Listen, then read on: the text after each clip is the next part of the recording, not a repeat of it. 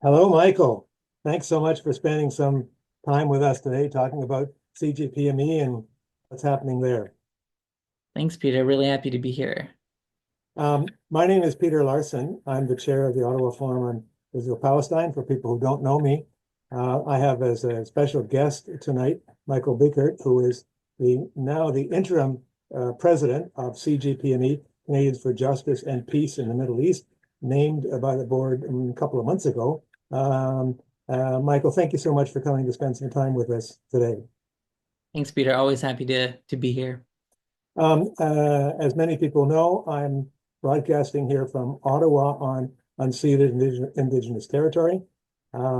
We find that there's a special link between the colonialism inside Canada and Israeli colonialism, and we're always glad to make recognition of our privileged situation as the colonizers here in Canada and our willingness to go through truth and reconciliation, which we think wouldn't be a bad idea for the Israelis to embrace as well. So, Michael, thanks again.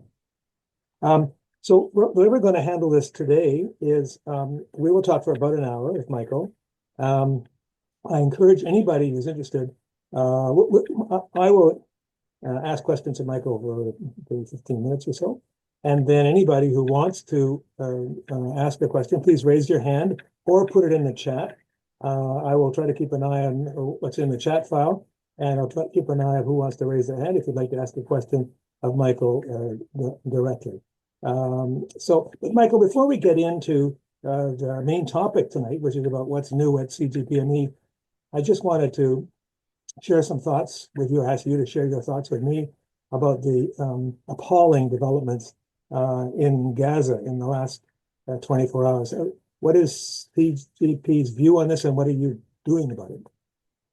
Well, I think it's obviously appalling that Israel has renewed its airstrikes on Gaza, completely abandoning any, I guess, pretext of support for the ceasefire agreement that was signed. Over 400 people killed overnight, including 174 children or so, according to DCIP.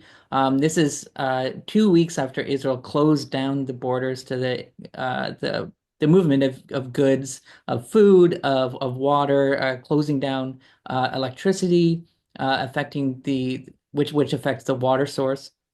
All of this to effectively get out of the ceasefire deal that they had agreed to. Netanyahu was supposed to move on to stage two of the agreement, which eventually would get to the point where there would be a permanent end to hostilities and the withdrawal of Israel from Gaza. But it seems that they have decided that Trump has given cover to Israel to abandon that completely and to go back into a military position. And just today, welcomed Ben-Gvir, the far-right political party, the leader of a political party, back into the coalition.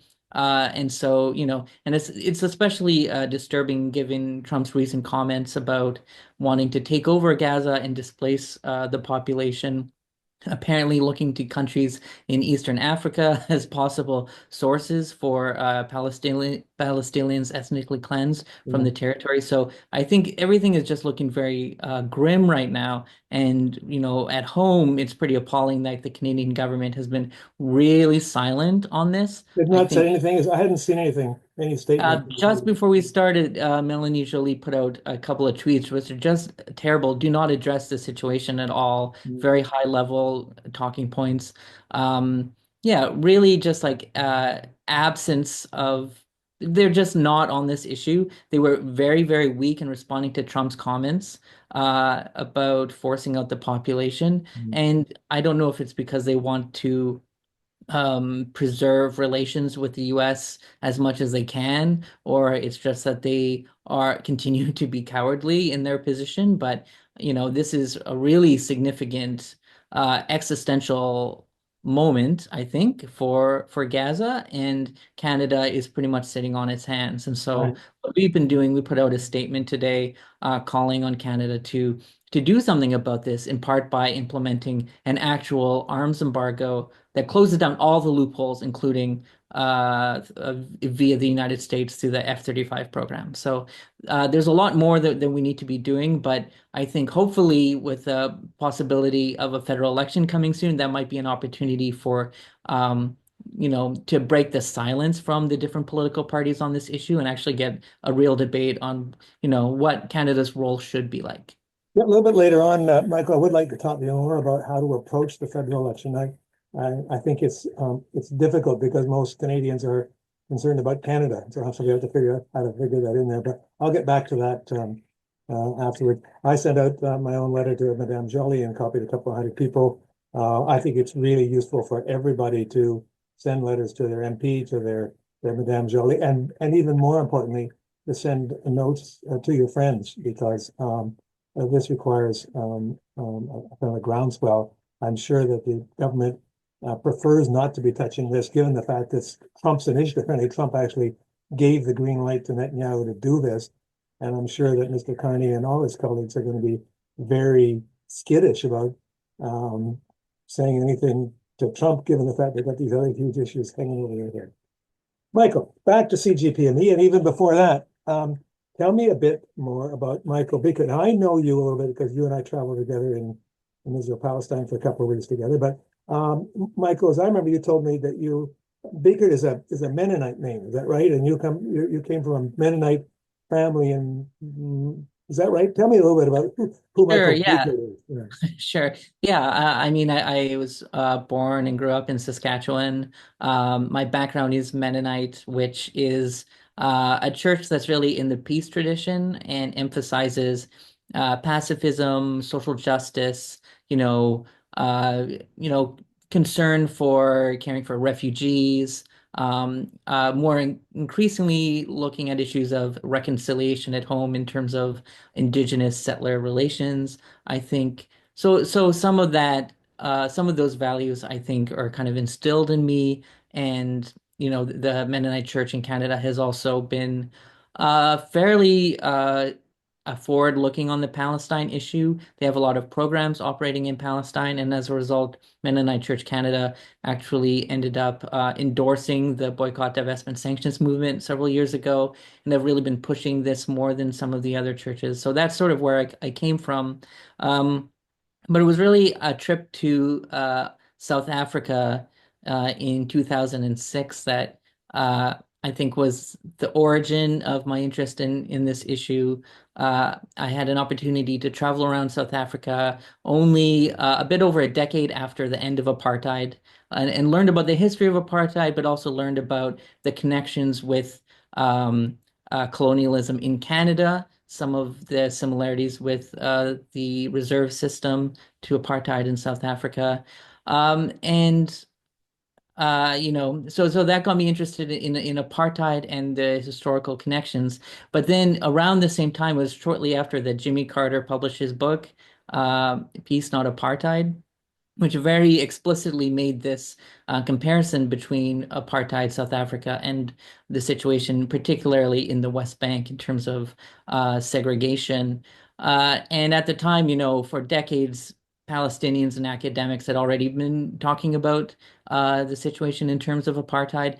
And today, we know that Amnesty International and Human Rights Watch it's basically become a consensus position among human rights groups that Israel is committing the crime of apartheid. But at the time, it was a fairly novel thing for a mainstream political leader like Carter to explicitly evoke that. And I think for me at the time, making that connection, learning that sort of the awful historical experience that South Africa faced of apartheid, that not, it's ongoing today in Palestine, but not just that, but our government unconditionally supports this and talks about Israel in terms of an ally and a friend. I think that sort of is what really, I guess, yeah, engendered the sense of Yeah. injustice Mhm. and encouraged me to pursue this later in university. And so yeah, I think that's sort of the background to how I first became the issue,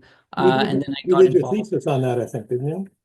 Yeah, I did my dissertation in sociology at Carleton University, looking specifically at the comparing the boycott of South Africa with the movement to boycott Israel, and looking specifically at the opponents. I found actually that when I was researching the history of the anti-apartheid movement, that I kept coming across these very eerie similarities with how opponents of boycotts would talk about the issue. They would talk about how South Africa is being singled out and being subjected to double standards, and why aren't you also boycotting the Soviet Union or Ethiopia?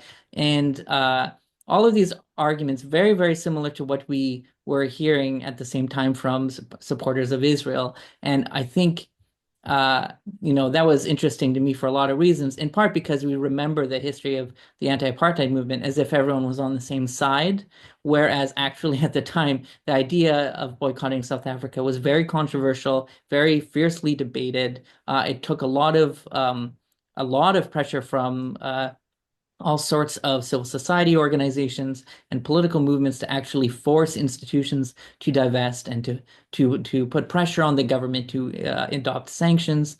We remember it as if, yeah, everyone was on the same page. But just as the boycott is controversial today, it was controversial then too. And so I really wanted to dig into that and learn about the comparison. And then at that point, I had sort of invested myself so much in this issue that I ended up joining CJPME after I finished my dissertation in 2020. You prompted a thought. About 10 days ago, I attended in Ottawa an event at the Ottawa Writers Festival by Omar El Akkad about his most recent book, which is entitled "Someday Everybody Will Say They Were Against This," or something like that. Very powerful presentation, book well worth reading.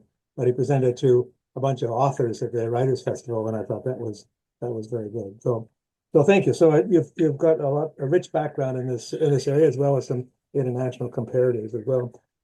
Michael, the first thing I just have to clarify: you are the interim president of CJPME. What does that mean? What's the difference between an interim president and a president? Well, it means that my predecessor Tom Woodley, who founded the organization about 20 years ago and had been leading it for all this time, decided to resign at the end of last year, a little bit earlier than we were sort of expecting, and so it meant that there wasn't a permanent person in place. But the board asked me to step in, and for this, at least in the short term, at least, to continue things, to make sure everything is running, that we continue to do our operations while we figure out what to do permanently. And so that's me for the moment. I haven't seen anything from the board. Do they have a process in place? Do they have a search committee, or they like what's a Yeah, there'll be a search committee. There'll be a process to find someone, and whether it ends up being me or someone else, it'll be exciting when we have that process over, and right? we can sort of settle into sort of the next period. But for the Sure. moment, I think, even though it's maybe sort of an unexpected period for us, and for any organization, it's going to be challenging to move from a founder to new leadership. I think any organization would find that a challenge, but we have a really good team. We have staff who are continuing to do work on the media accountability side, on the parliamentary advocacy side, organizing, and hopefully you're still seeing stuff come out from us, the same kind of research and initiatives that Right. people sort of have come to expect from CJPME. Michael, just in case there are people on the line who are not intimately familiar with CGPME, maybe you can give me just one or two line about its mandate, its mission, and the main kind of activities you have underway.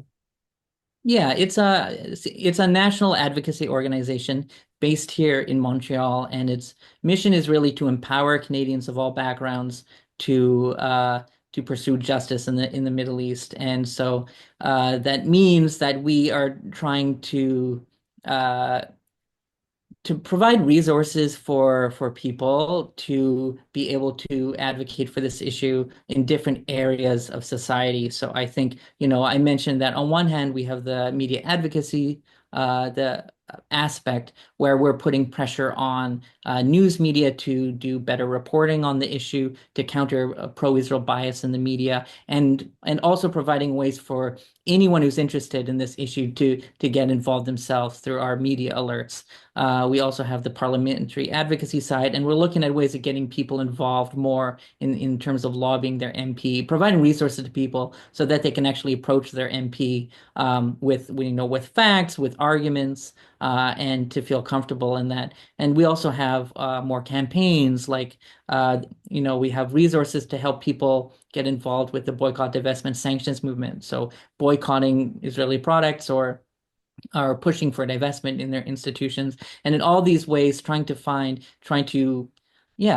provide resources, facilitate so that in every aspect we can push for better coverage, better policy on the issue, so that and I guess part of that too, the reverse, to flip it upside down, that means that what we're really doing is challenging Israeli impunity, I think, in many different levels of society, and the common discourses that have been built over decades that prioritize sort of an Israeli perspective and have in many ways dismissed and demonized Palestinian experiences and perspectives. And that Canadians really don't support this.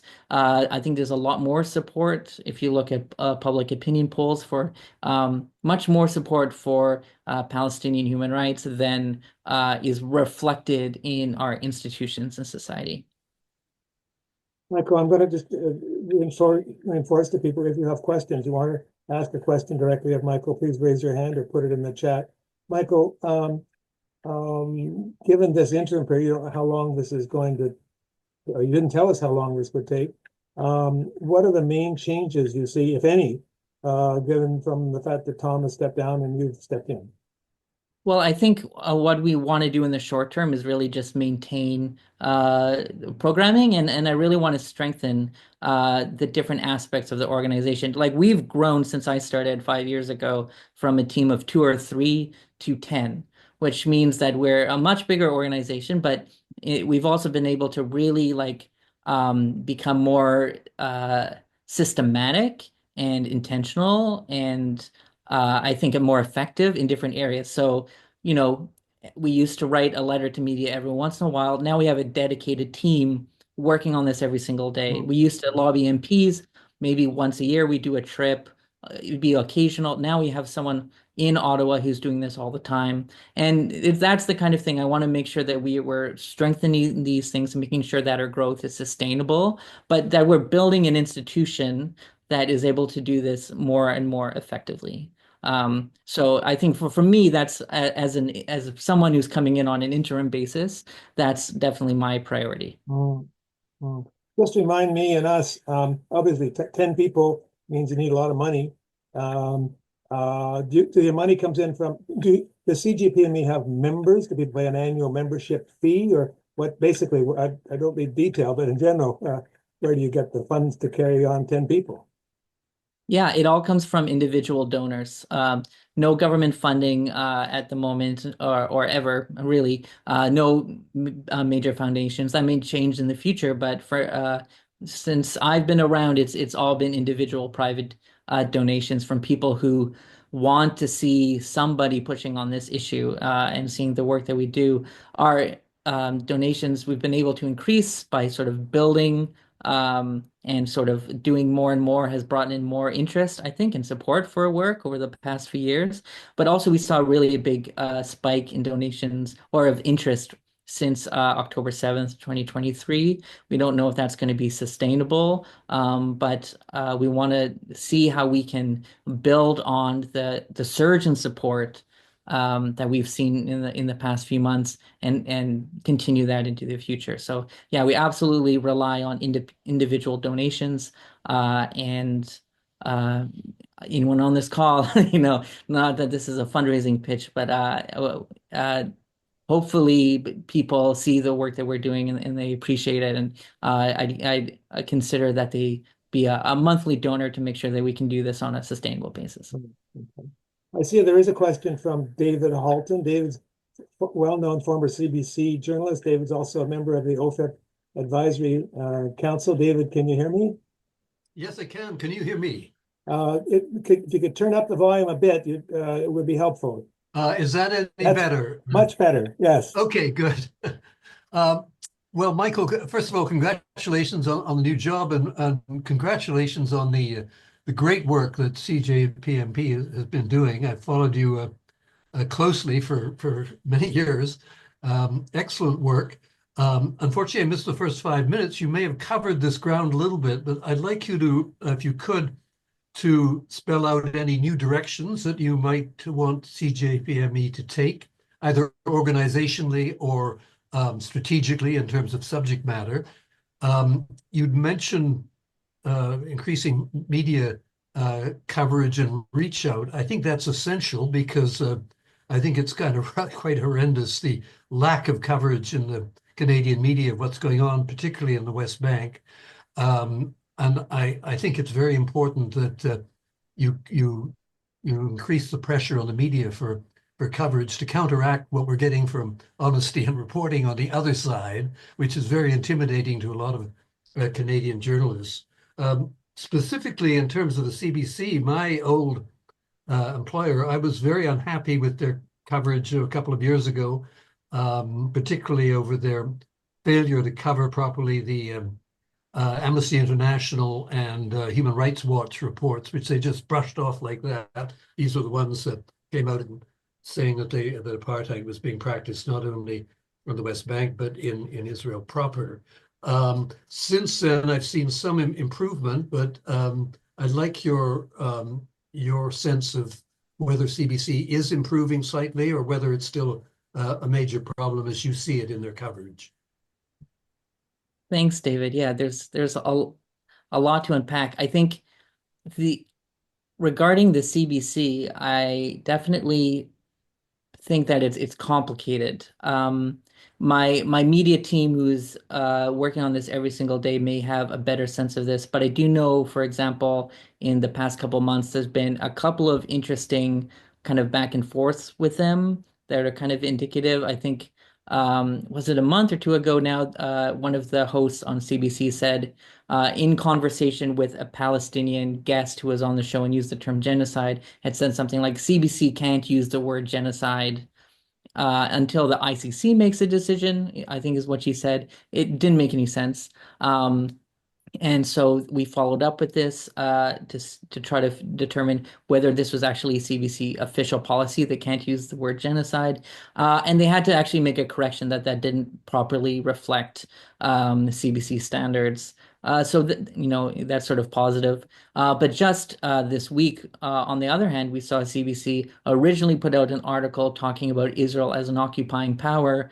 And then after complaints from the pro-Israel group Honest Reporting Canada, changed the article to not say that and to say that Israel disputes that it is still an occupying power. And so I feel like it's always sort of one step forward, two steps back. I think that yeah, I mean, just the issue of Gaza as occupied is something that we've been pushing back on for years, and I don't know now. Even the ICJ, the International Court of Justice, has been as explicit as possible on this question. Legally, the status of Israel as an occupying power, but that's not enough for our news organizations to report on that clearly. But I think generally, CBC included, I feel like there is, like, maybe it's more diverse. And so that doesn't necessarily mean that the coverage, we're seeing big improvements, but there are more, I feel like there are more journalists writing sympathetic articles about pro-Palestine protests or what human rights group is saying about Gaza. I feel like there is more content that is good, but it's not necessarily consistent across the organization. And so I think probably at the local level, you'll probably find better coverage, and then at the higher level, there'll be more editorial control, perhaps, and worse coverage. I think that's sort of my impression. I think, yeah, the news coverage, it's so hit and miss. But David, that's why we do it every day. That's, people all have been writing letters for years, right, to the media, like complaining, writing to journalists. But our media accountability project is really the only organization doing this really anywhere, that's doing it every single day, that is putting consistent pressure, that is in communication with the editors and the standards editors at the CBC, and filing complaints with the National News Media Council, and doing this every day, every week, so that we can build those relationships, and that we can challenge some of the counter pressures, and balance out some of the counter pressures that they're facing from the pro-Israel side as well. Um, Susan Stockman points out that CBC radio is doing better. When I woke up this morning, it was the #1 item on the national news at 8 o'clock was about Gaza. There was nothing about it in the Ottawa Citizen, my newspaper, that came in. So CBC was leading there, and there have been interviews like tonight at I think it was on the current, not the current, the 6 o'clock whatever program. They did a long interview with an American doctor in Gaza and so on. So CBC has, while it never does as much as I want them to do, they're better than some of the competition. David, I want to ask you, you probably still have some links back in to CBC. What do you think we're doing as much as we can? Could Michael and CGP and OFEP and others be doing a better job? Should we be focusing on specific reporters? Like I wrote one not too long ago with at Sasha Petrusik. I was unhappy with some of the reporting he was doing. We better go out to try to argue with specific journalists, or we better try to go for the CBC ombudsman? What's your general advice? Well, my feeling would be that you have to launch complaints to the chief news editor or the ombudsman, as opposed to the individual reporter. The individuals have, in fact, varied enormously. If you look at the coverage, I think you're right about Sasha Petrusik being sort of quite derelict in many of his reports. On the other hand, I think Margaret Evans and the other London correspondent who goes into Israel have done some good work, and they've used a videographer in Gaza to great effect, actually giving them pictures of some of the horrors going on in Gaza, which you don't see on any of the American networks, I believe. So there are a few bright spots. Right. In general, in answer to your question, I'd say that it has to be a generic approach to chief news editor or the ombudsman. What about, Michael, I don't want to preempt you on this, but you're doing a lot more work on the media than I am, but I'm always bothered by the reporting that always ends up saying so-and-so from Tel Aviv or so-and-so from Jerusalem. I just, part of it is the issue of Israeli censorship, which is real. And the other is, if you're in, and you know this, David, because you were posted in Jerusalem, if you want to be alive and get inside information, you've got to get that from Israeli sources, right? That's inevitably going to introduce a bias. David, do you agree? Or Michael, what do you make a comment? Well, it tends to vary on what the situation is in Israel. I mean, I started covering Israel during the Six-Day War, and of course, during wartime, you do have an active censorship. So I take it, obviously, with what's going on now, that censorship is still applicable. But under normal circumstances, no, there's no censorship in theory in Israel. But what you're seeing now, sadly, is a huge amount of censorship, not only on foreign journalists. I mean, they kicked out Al Jazeera, of course, right, but also on some of their own journalists, which is really significant. You know, they're censoring some of their own journalists, which is I hadn't seen before in all the years I've covered Israel.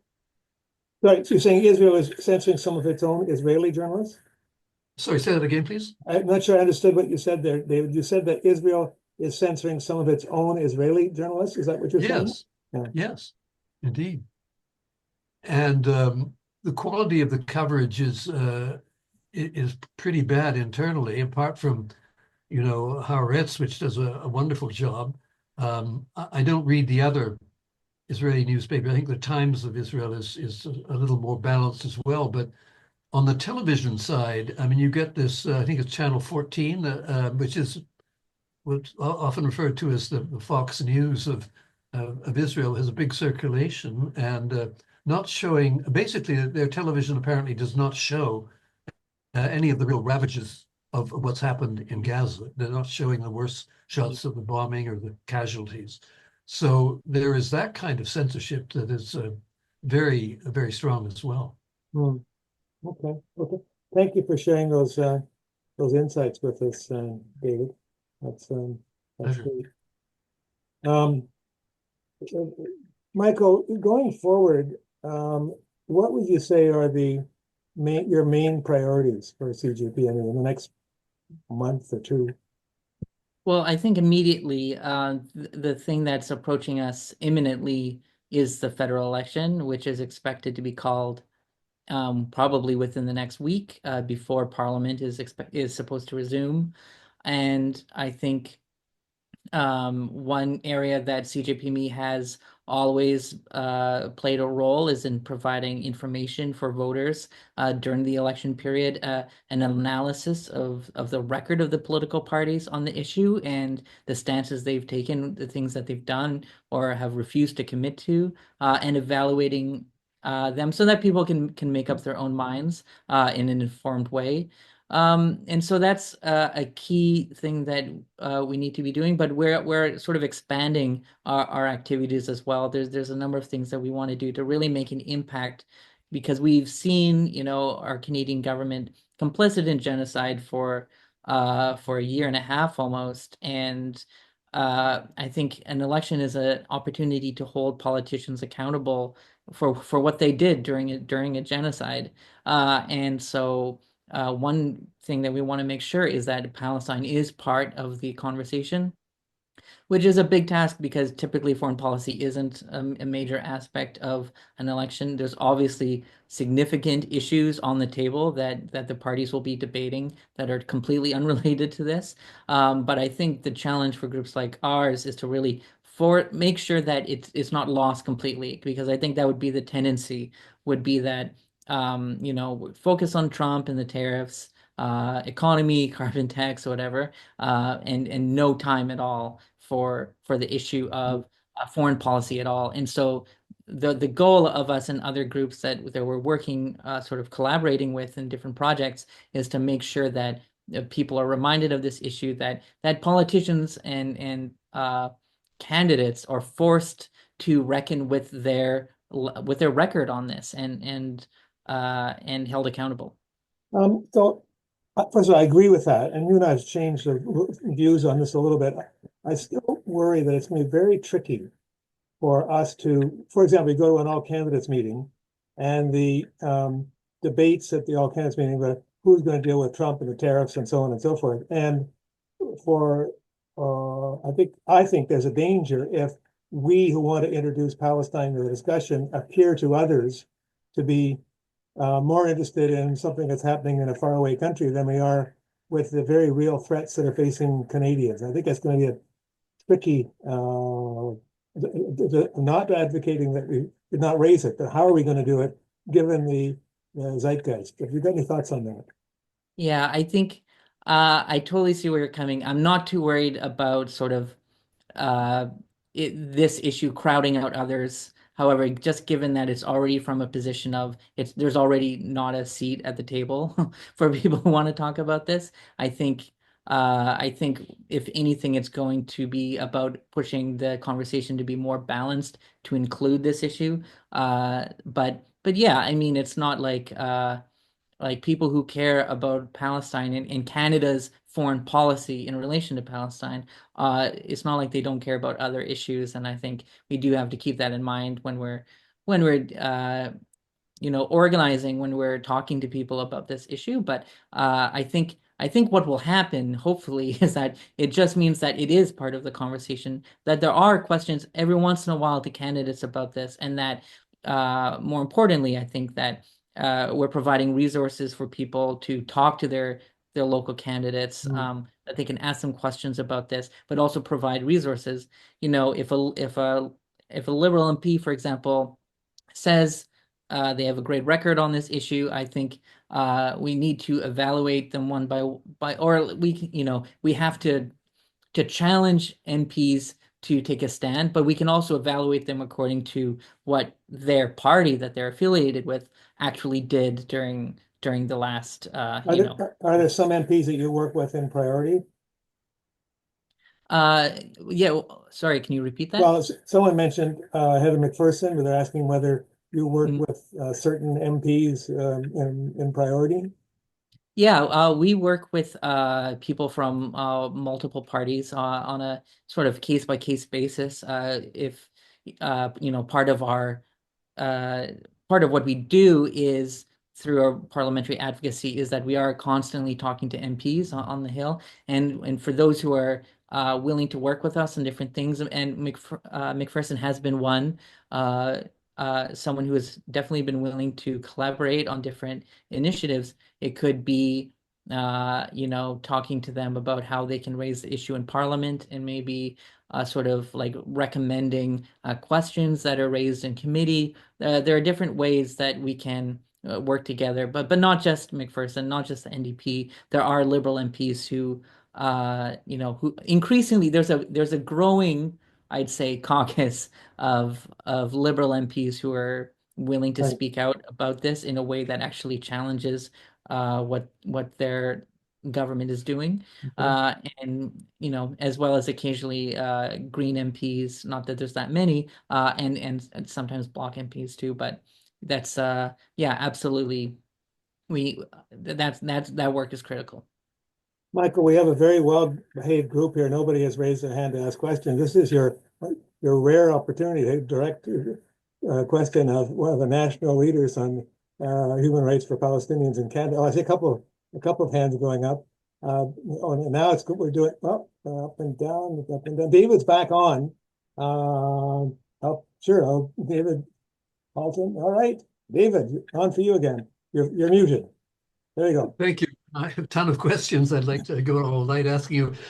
One of them, Michael, is the issue of how successful CJPME has been in monitoring connections, commercial, academic, and otherwise, with the West Bank. You've raised the issue on occasion of Israeli imports of a real estate company in Montreal, I believe, who was dealing with the West Bank. It seems to me that what's really needed is a concerted approach monitoring that in great detail at every level, academic, things like real estate, imports, wine, how it impacts the free trade agreement and so on. I would like to see a really organized scrutiny, detailed scrutiny of those connections, and to have them raised in public as frequently as merited. Mhm. Yeah, it's a good suggestion. I think we'd love to be doing more in-depth research into this. Most of our research is at a bit of a higher policy level.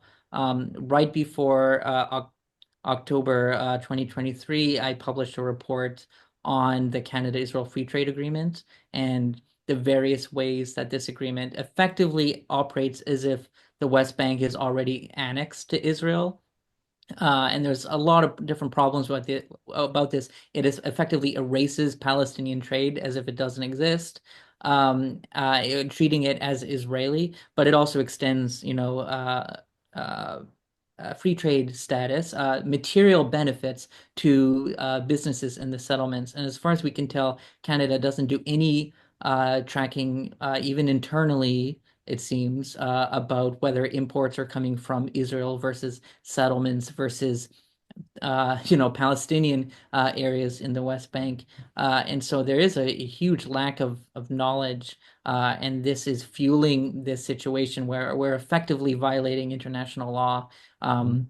Because UN Security Council Resolution 2334 says that states must distinguish in their regular dealings between the state of Israel and illegal settlements. And, you know, the rulings have been only more strict since in terms of ICJ decisions. And so Canada is absolutely materially supporting Israel's illegal presence in Palestinian territory. But because there's no reporting, because Canada has sort of gone out of its way to make sure that products from settlements are labeled as products of Israel, there's just so little information available. So we do need to rely on uh, research at a deep level to figure out what the actual material things are. I think that would really strengthen the case the more broad policy case that we're trying to make with MPs. There might be more. This is a policy area definitely that I want to, to really double down on when there's a moment to do so. I think everyone's focused on Gaza, and that makes sense. But I do want to make sure that we don't leave out some of these other policy mechanisms, like the Canada-Israel Free Trade Agreement, and be looking forward to ways to challenge it, because ultimately this is something that should be suspended. Thank you. In that field, something that's always struck me as problematic is that we don't make any distinction between Israelis living in Israel and settlers living in the West Bank. They get to come here without even a visa. That's something we could make a distinction at the border, saying settlers are not welcome, or even just registering it. That would be something. And I mean, just to kind of jump on something you said too, that reminds me of something that happened at the start of the genocide, when Canada was still evacuating its citizens from Israel and the West Bank, and you had I think it was on a podcast, there was someone who was talking about his experience as an Israeli of being evacuated very, very rapidly from Israel to Canada, just kind of glossing over the fact that he lives in an illegal settlement, but he was able to do so very quickly, whereas Palestinians, possibly next door in the West Bank, had to wait weeks if they were going to be able to benefit from evacuation, purely because of the apartheid system that was in place, that was discriminating against Canadian citizens in the region. And so, yeah, there's so many different ways that apartheid sort of affects our own policy here, and that we're trying to challenge, but it's kind of overwhelming. Yeah. Byron Rempel Burkholder has a question. I think you probably know him, but Byron, speak up. Hi, Michael. Thank you so much for your presentation, and congratulations on your new position. My question has to do with groups actually going to Palestine and Israel right now as solidarity groups, pilgrimages. I was on one in November. We defied the travel advisories and went in through Amman, and it was a very sobering kind of trip. But it raises some questions for me as to how we can best do that in person kind of visiting in order to bolster our advocacy here. Do you have advice for us or thoughts on the role of such pilgrimages? Thank you, Byron. I think, Peter might be a better person to address this to, because Peter himself has led pilgrimages, and I was on one a couple of years ago. It wasn't exactly a pilgrimage, but it was not quite a pilgrimage, no, but a delegation to Palestine, and I went previously to Palestine with a delegation through Israeli Committee Against House Demolitions, Jeff Halper's organization, and so yeah, which, the benefit of that, of course, is that they're able to actually connect you with human rights leaders. You can actually see on the ground people resisting colonization. You can see what Hebron actually looks like, and it's a very different kind of experience, and very, very useful. Whereas if you travel by yourself, most people, I think, who travel to the region, unless they're intentional about it, they'll never visit these places, or they might visit Bethlehem without even realizing that they've left Israel proper. So I think these trips are really important. I don't have advice, except that we need to do more of them. One thing that this isn't really an answer to your question, but it's a general problem related to this, is that for many, many years, pro-Israel groups like the Center for Israel and Jewish Affairs have been bringing leaders, politicians, and other sort of community leaders, business leaders, on these paid trips to Israel, where they tour them exactly around where they want to see it. It's a propaganda tour to show them, their version of the truth, and hoping that they come back and think, well, Israel's more complicated than I thought, but it's a beautiful country and that kind of thing, and be less likely to support policy measures that are necessary to uphold human rights. They've been doing that for many, many years, and there's very little happening on the other side because I think on one hand of money, but even something like CJA can bring anyone they want to Israel without any problem. They have an office there. CJPME would not be able to bring people, or we'd have to figure out how we get people in without them getting turned away at the border, because Israel determines who can get in and out of Palestinian territory. So there's a structural difference. There's also there. the money. Yeah, that's the more immediate thing, is the money. But even if you had the money, there's like apartheid affects who Israelis versus Palestinians are allowed to welcome and tour around. So I think that's kind of a significant challenge. The rules are changing on this somewhat, so CJA might not be able to do this anymore, but other groups can continue them due to the Lobbying Act. Yeah, that doesn't really address your question, but I think it raises a lot of other questions for me, I guess. But absolutely, if you can go on one of these tours, it's absolutely eye-opening. Well, but you both know this because you have been there.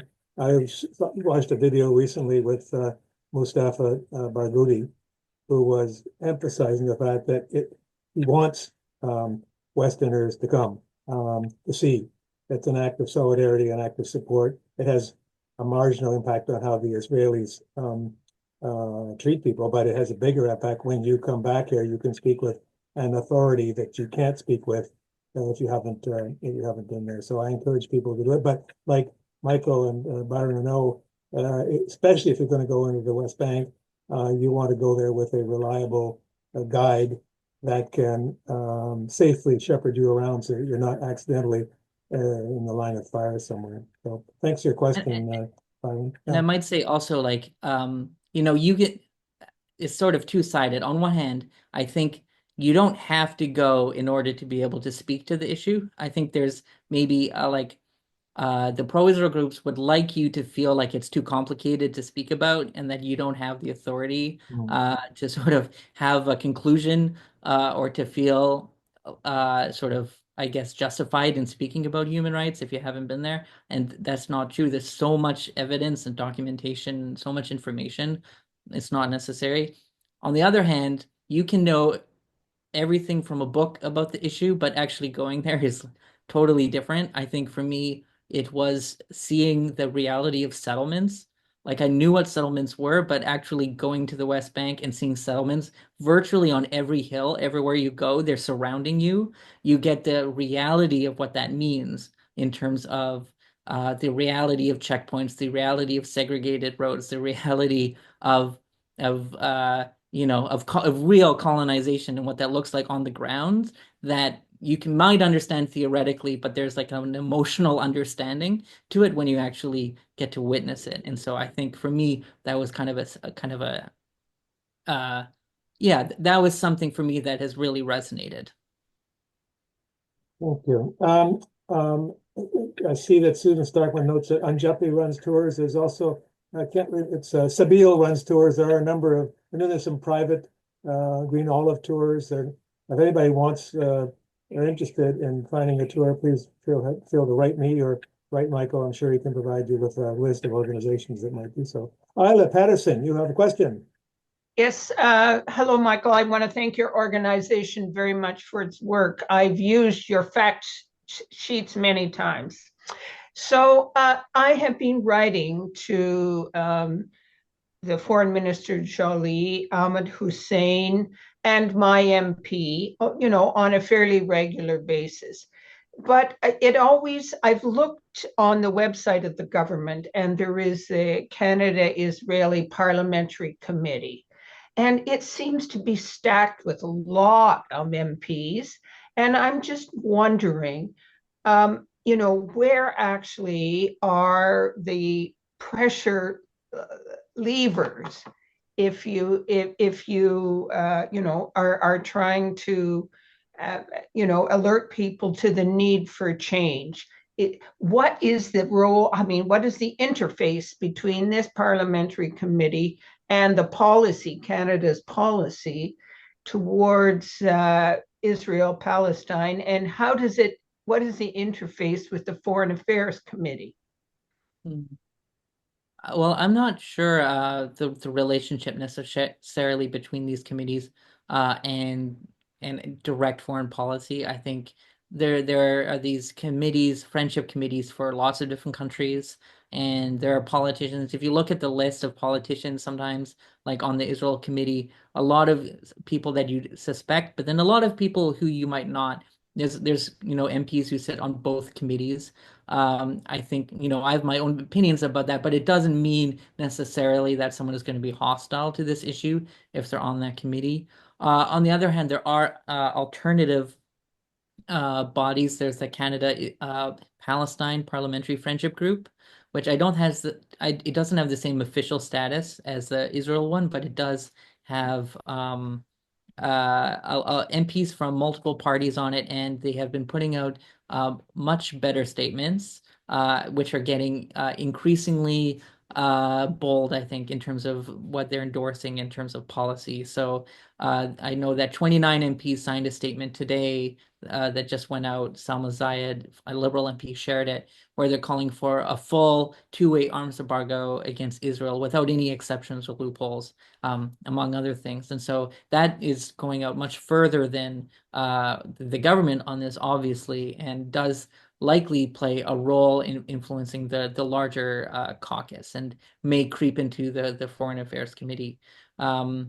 So yeah, Peter, do you want to talk more about the Israel Committee? Yeah, I just have a couple of insights for it. I'm afraid I have a bit of a jaundiced view based on history here. I think all the parties want to be able to respond to different constituencies. So the NDP will have some people on the Canada-Israel Parliamentary Committee and some people on the Canada-Palestine, but so will the Liberals and so on, and they can point to them as proof that we're really interested in your topic. My experience I used to be quite involved with the Canada Palestine Parliamentary Committee, and I came to feel it was more about them showing you how interested they are than about them lobbying the government on your issue. That doesn't mean to say they're useless, but they weren't willing to go to bat very strongly. So, for example, I think it's a good thing Michael just referred to. I wasn't aware of it, supporting an end to arms sales to Israel, although that pretty well is lowest common denominator kind of stuff. It's still good stuff, but it's not going, I doubt that they put out a statement talking about genocide, but I don't know. I don't think so, but yeah, but some of the MPs on that list have talked about that. But sure, yeah. of course. And so some of them are really strong on it and others less so. And so yeah, okay. Thank you.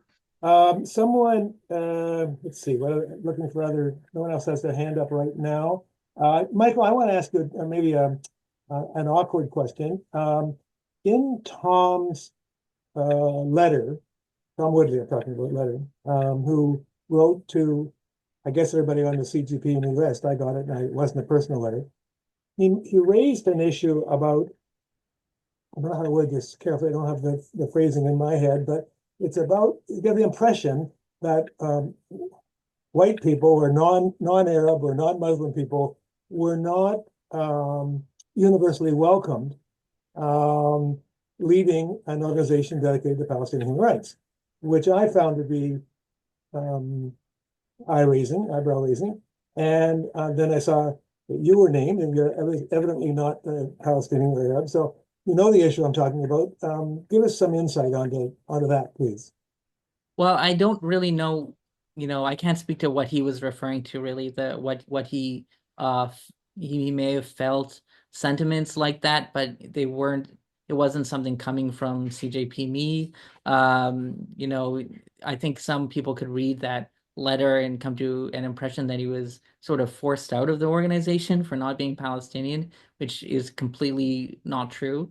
I think, our organization was really founded to be this broad-based organization where people of all backgrounds can contribute to this. And I think that's important. I think constituency groups are also important. It's important that we have organizations like Independent Jewish Voices who can speak specifically from a Jewish perspective. It's important to have Palestinian organizations themselves that can speak on behalf of the Palestinian Canadian community. It's important to have the National Council of Canadian Muslims who can speak from that perspective. But for CJPME, it's not based on who we are, but it is based on what is our, I guess, common goal, what is our common policy objective. And you know, that for me it was important personally because that kind of echoes the lessons, I think, of the anti-apartheid movement, at least in my sort of research of it, where I think the most effective organizations were ones that were broad-based, that were multiracial organizations that reflected lots of backgrounds. Even that was controversial back in the day. There were debates between that and Pan-Africanist groups, for example, about who gets to represent, you know, the liberation struggle. But I think if we're trying to build a broad movement against Canada's support for apartheid, it can't be, I guess, singular. I think, again, there's roles. We need those other voices as well, but there needs to be an organization where anyone contributes. So that's you know, that's what motivates me, and the organization itself has Palestinian and non-Palestinian staff, Palestinian and non-Palestinian board members, and I think that's a good framework for going forward. I see a couple more questions here. Bessa Whitmore offers that Eyewitness Palestine also offers excellent tours that she went on with other people. And there is another Christian organization in, I can't think of it right now, but she asked if you could comment, since you had some experience with BDS, and wants to know the degree to which you think it has been successful or not. And you said there is a BDS group or a BDS focus at CJPME. What can be done to expand its influence? Yeah, that's a good question. I think in the case of the South African example, we definitely see it. I think history looks at it favorably, as it played a pretty significant role. I can see how boycotts and divestment led sort of the political pressure. It created the political constituency demanding sanctions from the Canadian government. That was really important. I think we see a similar dynamic now. The difference is maybe that BDS is demonized now more than it was, and cast as if it was somehow anti-Semitic. I think that's the biggest challenge facing it. Even though it's applying the same strategy, the same logic, the same goals effectively as the previous movement, it's cast in a very different light.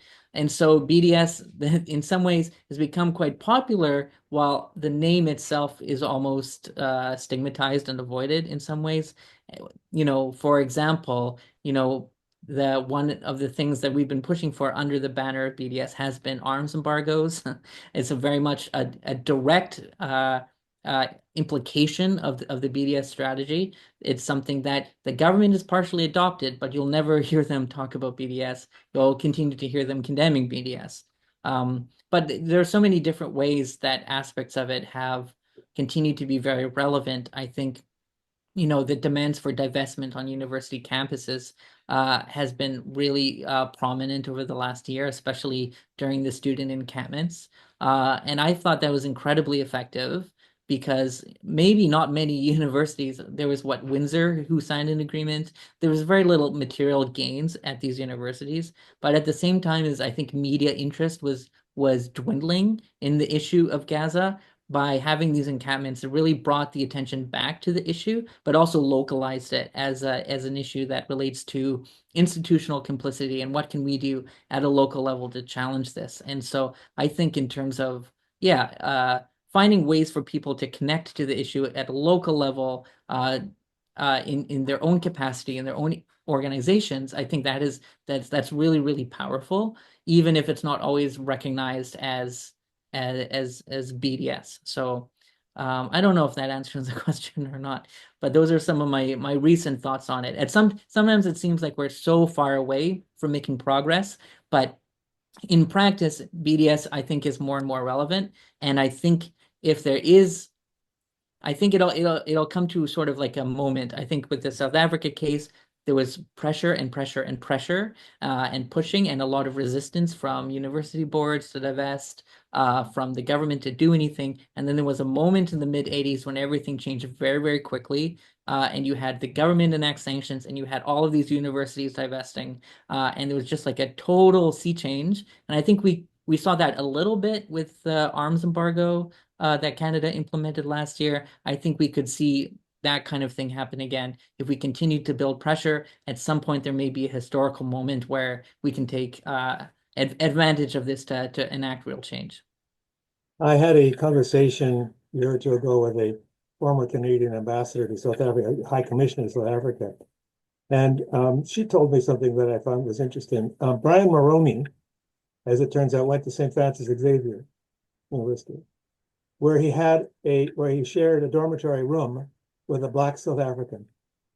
He was sensitive personally to the issue of apartheid that he would never have been otherwise. And so when the pressures arose, he personally didn't have any objection to this. It's just one of those flukes of history, the way things worked out.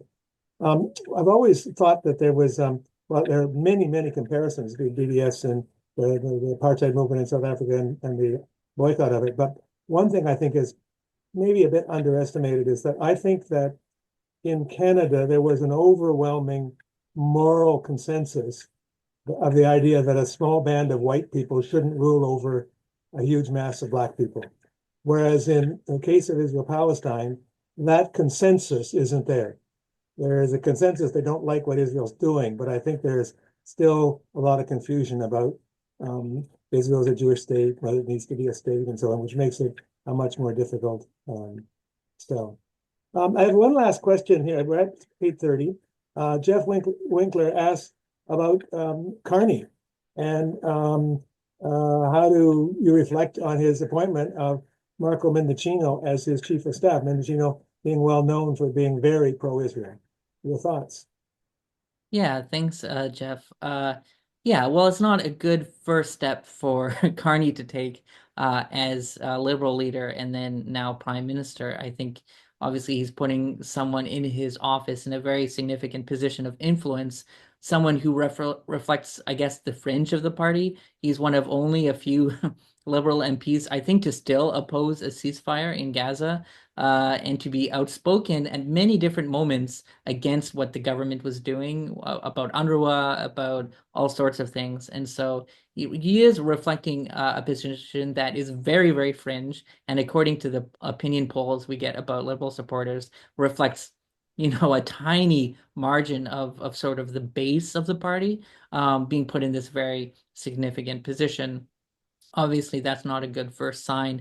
I think it's tricky to know what to make of Carney in general because he just doesn't have a public record on this or many other issues because he's not been elected and hasn't been forced to take positions on things. Didn't he do a tweet fairly quickly about cutting off humanitarian aid to Gaza? And he said something that was fairly positive, I thought.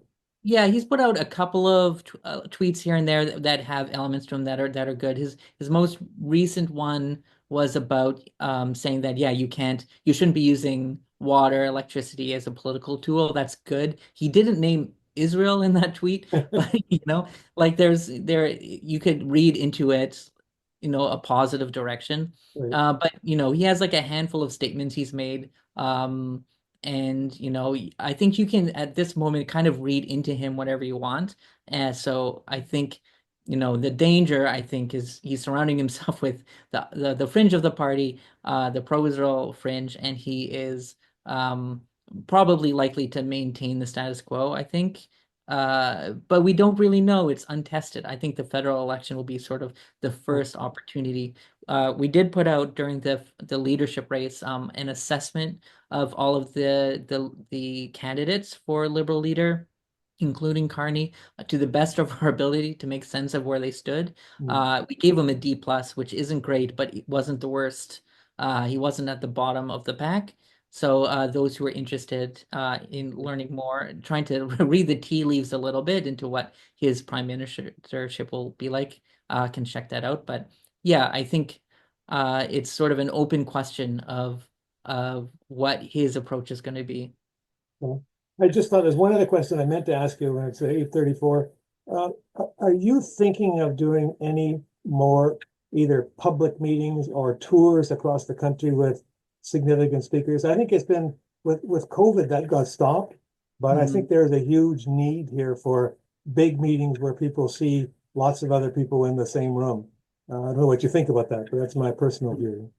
Yeah, I joined right at the start of the pandemic, and so during my time here, we haven't done any of those tours, but I have attended multiple CJPME tours in the past, going back all the way to 2008, I think. So I've definitely sort of enjoyed them in the past. I know that people on the team are really excited about the idea of getting back into that. There's sort of a question of whether people will still turn out to an event these days, or if that's kind of an era that's past. I don't really know. I think at the moment, with the election and transition, it's hard to see something in the short term, but I think there's definitely interest in getting back into those kinds of in-person events, which, are great ideas for lots of reasons. It'd be lovely to bring these excellent speakers to hear new audiences, and that's a way that we can also connect with people in different cities and bring people out who we wouldn't get in contact with otherwise. So definitely, we're definitely thinking about it. Michael Bueckert, new head honcho of CJPME. Thank you so much for sharing your time and your insights with us. We hope you're successful in moving the CJPME along. We will also be keeping an eye out on what your board eventually decides in terms of the leadership, but I'm sure that you will play a role in the leadership one way or another, and we're all the better for it. So thank you very much to you, and thank you to all the people who tuned in to get a bit of an insight on where your organization is and where it's going. Thanks, Peter. Really appreciate it. Have a good evening, everybody. Bye-bye.